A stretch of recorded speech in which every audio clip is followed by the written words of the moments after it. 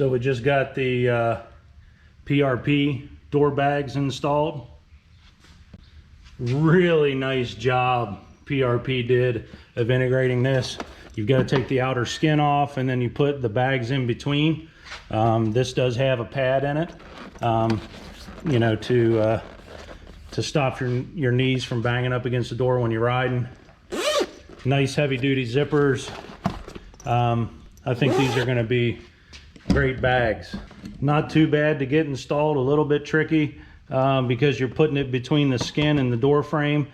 So you've got to find all these holes and make them match up with the fabric feed throughs. So that's a little bit challenging, but not too bad. Didn't take me long. Pretty pleased with these so far. We'll see how they hold up in the mud.